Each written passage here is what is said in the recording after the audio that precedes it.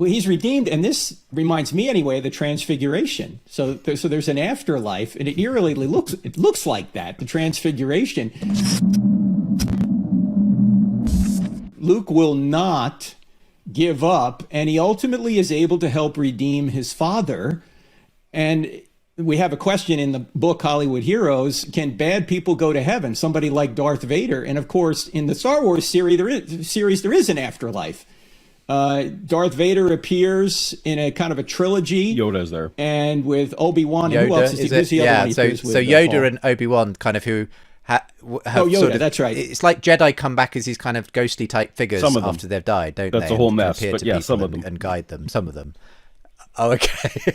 you know more about this than me. In fact, go ahead though.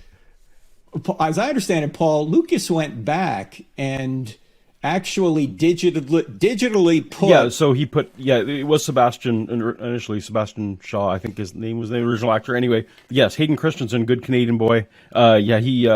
They inserted him back into Return of the Jedi, which became a bit problematic because it was old Obi-Wan and young Anakin. So now I'm curious, after this Obi-Wan series, if we're going to get another revision. Maybe it'll be Ewan McGregor in there now. I'm not sure, but.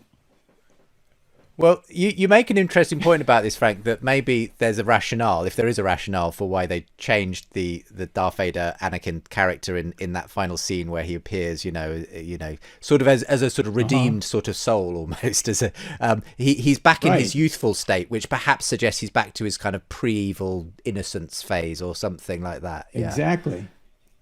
Well, he's redeemed, and this reminds me anyway of the Transfiguration. So there's an afterlife, and it looks like that, the Transfiguration. But the real interesting thing is, we answer the question: can bad people go to heaven? And the answer is only bad people go to heaven, because anyone is redeemable. Because you don't gain salvation by moral success or lose it by moral failure. It's all grace. And so once Darth Vader decided that he had enough of the Emperor and he was going to side with Luke, he was redeemed.